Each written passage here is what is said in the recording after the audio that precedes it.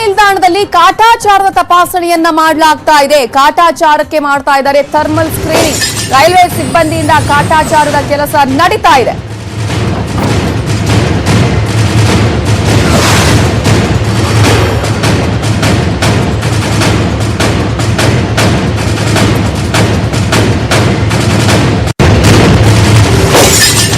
Railway ನಿಲ್ದಾಣದಲ್ಲಿ ಕಾಟಾಚಾರದ ತಪಾಸಣೆಯನ್ನ ಮಾಡಲಾಗ್ತಾ ಇದೆ. ಕಾಟಾಚಾರಕ್ಕೆ ಥರ್ಮಲ್ ಸ್ಕ್ರೀನಿಂಗ್ ಅನ್ನ ನಡೆಸಲಾಗ್ತಾ ಇದೆ. ಕಾಟಾಚಾರಕ್ಕೆ ಕೆಲಸ ಮಾಡ್ತಾ ಇದ್ದಾರೆ ರೈಲ್ವೆ ಸಿಬ್ಬಂದಿ ಅನ್ನುವಂತಹ ಮಾಹಿತಿಗಳು ಕೂಡ ಲಭ್ಯ ಆಗ್ತಾ ಇದ್ದು, ಟೆಂಪರೇಚರ್ ಅನ್ನ ನೋಡದೆ ಅಂದ್ರೆ ಚೆಕ್ ಮಾಡದೆ ಈಗ ಕಳುಹಿಸ್ತಾ ಇದ್ದಾರಂತೆ ಅಲ್ಲಿನ ಸಿಬ್ಬಂದಿ. ಬೆಂಗಳೂರಿನಿಂದ ಬಿಹಾರಕ್ಕೆ ಹೋಗ್ತಾ ಇದ್ದಾರೆ ಜನ, ನೆಪ ಮಾತ್ರಕ್ಕೆ ಥರ್ಮಲ್ ಸ್ಕ್ರೀನಿಂಗ್ ಅನ್ನ ಮಾಡ್ತಾ ಇದ್ದಾರೆ ಅನ್ನುವಂತಹ ಮಾಹಿತಿ ಈಗ ಲಭ್ಯ ಆಗ್ತಾ ಇದೆ. ಒಂದ್ ಕಡೆ ಎಲ್ಲಾ ರೀತಿ ತಪಾಸಣೆಯನ್ನ ಮಾಡಿ ಎಲ್ಲಾ ಚೆಕ್ ಮಾಡಿ ಅವರನ್ನ ಕಳುಹಿಸಬೇಕಾಗುತ್ತೆ. ಆದ್ರೆ ಈಗ ಬೆಂಗಳೂರಿನಿಂದ ಬಿಹಾರಕ್ಕೆ ಹೋಗ್ತಾ ಇರುವಂತಹ ಜನರನ್ನ ತಪಾಸಣೆ ಮಾಡುವಲ್ಲಿ ಕಾಟಾಚಾರದ ಕೆಲಸವನ್ನ ಮಾಡ್ತಾ ಇದ್ದಾರೆ ರೈಲ್ವೆ ಸಿಬ್ಬಂದಿ.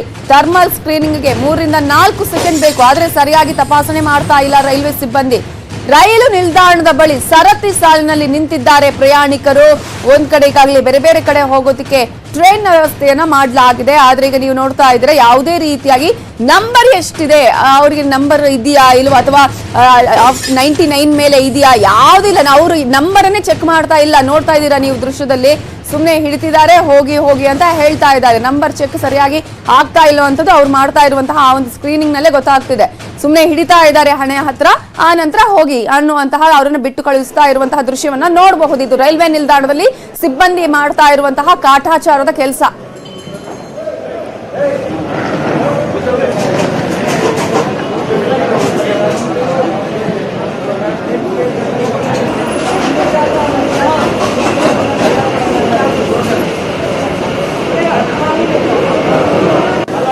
ನೋಡ್ತಾ ಇದ್ದಾರಲ್ಲ, ಸರತಿ ಸಾಲಲ್ಲಿ ಪ್ರಯಾಣಿಕರಿದ್ದಾರೆ, ಜನ ಇದ್ದಾರೆ, ಕ್ಯೂ ಇದೆ ಅಂತ ಹೇಳಿ ಎಲ್ಲರನ್ನ ಬಿಟ್ಟು ಕಳಿಸುವಂತಹ ಪ್ರಯತ್ನ ಆಗ್ತದೆ. ಥರ್ಮಲ್ ಸ್ಕ್ರೀನಿಂಗ್ ಅಂತ ಹೇಳಿ ಸುಮ್ಮನೆ ಅವರ ಹಣೆ ಮೇಲೆ ಇಟ್ಕೊಳ್ಳೋದು, ಆಯ್ತು ಹೋಗಿ ಅಂತ ಹೇಳೋದು. ನಂಬರ್ ಎಷ್ಟಿದೆ, ಏನ್ ಪ್ರಾಬ್ಲಮ್ ಇದೆಯಾ ಅಥವಾ ಅವರ ಟೆಂಪರೇಚರ್ ಜಾಸ್ತಿ ಇದೆಯಾ ಎಲ್ಲವನ್ನ ಕೂಡ ನೋಡಿ ಅವರನ್ನ ಬಿಡಬೇಕಾಗತ್ತೆ, ಕಳುಹಿಸಬೇಕಾಗತ್ತೆ. ಏನಾದ್ರೂ ಅವರಲ್ಲಿ ಪ್ರಾಬ್ಲಮ್ಗಳಿದ್ರೆ ಅಂದ್ರೆ ಏನಾದ್ರೂ ಹೆಚ್ಚು ಕಡಿಮೆ ಸಿಂಪ್ಟಮ್ಸ್ ಗಳಿದ್ರೆ ಎಲ್ಲವನ್ನ ಕೂಡ ನೋಡಿ ಕಳುಹಿಸುವಂತ ಪ್ರಯತ್ನಗಳು ಆಗ್ಬೇಕಾಗತ್ತೆ. ಬಟ್ ಆಗ್ತಾ ಇಲ್ಲ. ನೋಡ್ತಾ ಇದ್ರಲ್ಲ, ಸರತಿ ಸಾಲಲ್ಲಿ ಜನ ನಿಂತಿದ್ದಾರೆ, ಸುಮ್ಮನೆ ಅವ್ರ ತಲೆ ಹಣೆ ಹತ್ರ ಈ ಒಂದು ಥರ್ಮಲ್ ಸ್ಕ್ರೀನಿಂಗ್ ನ ಹಿಡಿತಾರೆ, ಕಳಿಸ್ತಾ ಇದ್ದಾರೆ. ಆಯ್ತು ಹೋಗಿ ಹೋಗಿ ಅಂತ ಹೇಳಿ ಸಾಮಾನ್ಯವಾಗಿ ಏನ್ ಯಾವ ರೀತಿಯಾಗಿ ಚೆಕ್ ಮಾಡಿ ಕಳಿಸ್ತಾರಲ್ಲ ಅದೇ ರೀತಿಯಾದಂತಹ ಪ್ರಯತ್ನ ಅಷ್ಟೇ. ದಾನಾಪುರಕ್ಕೆ ವಿಶೇಷ ರೈಲೊಂದು ಸಂಚಾರ ಆರಂಭ ಮಾಡ್ತಿದೆ. ಇವತ್ತು ಬೆಳಿಗ್ಗೆ 10 ಗಂಟೆಗೆ KS ರೈಲು ನಿಲ್ದಾಣದಿಂದ ರೈಲು ಹೋಗ್ತಿರೋದ್ರಿಂದ ಸಾಕಷ್ಟು ಸಂಖ್ಯೆಯಲ್ಲಿ ಪ್ರಯಾಣಿಕರು ಈಗ ರೈಲು ನಿಲ್ದಾಣಕ್ಕೆ ಆಗಮಿಸ್ತಾ ಇರೋದನ್ನ ನಾವು ನೋಡ್ತಾ ಇದ್ದೀವಿ.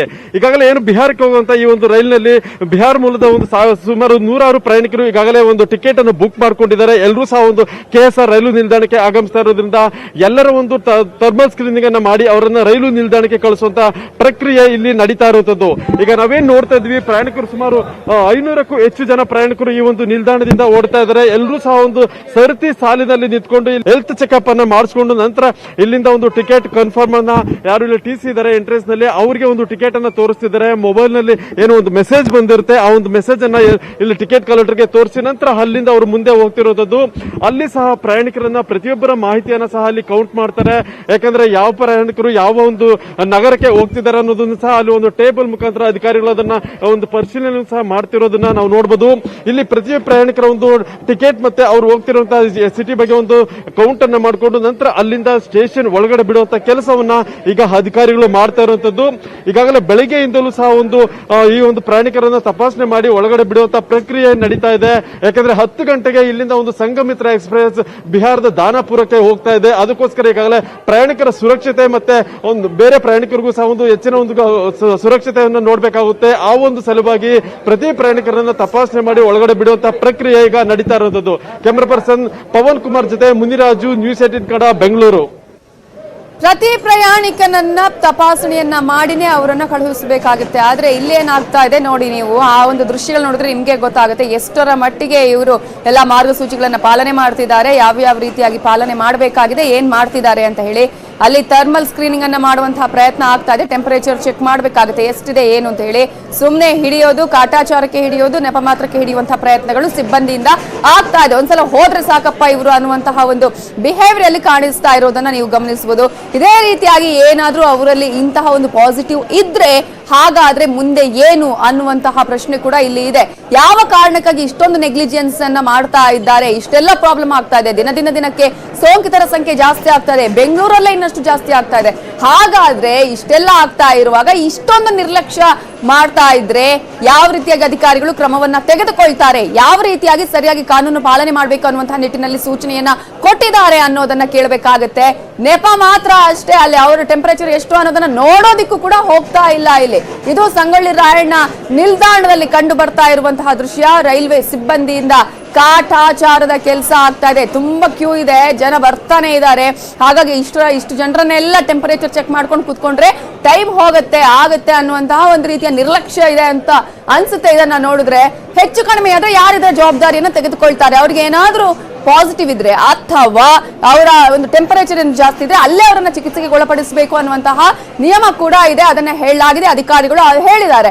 ಬಟ್ ಇಲ್ಲಿ ಟೆಂಪರೇಚರ್ ನ ಚೆಕ್ ಮಾಡುವಂತಹ ಸಿಚುವೇಶನ್ ನೋಡ್ತಾ ಇದ್ದೀರಲ್ಲ, ಯಾವ ರೀತಿಯಾಗಿ ಟೆಂಪರೇಚರ್ ನೋಡ್ತಿದ್ದಾರೆ, ಹಾಗಾಗಿ ಯಾರನ್ನ ಅಂತ ಹೇಳಿ ಚಿಕಿತ್ಸೆಗೆ ಒಳಪಡಿಸ್ತಾರೆ ಅಂತಹ ಸಿಚುವೇಶನ್ ಇಲ್ಲ.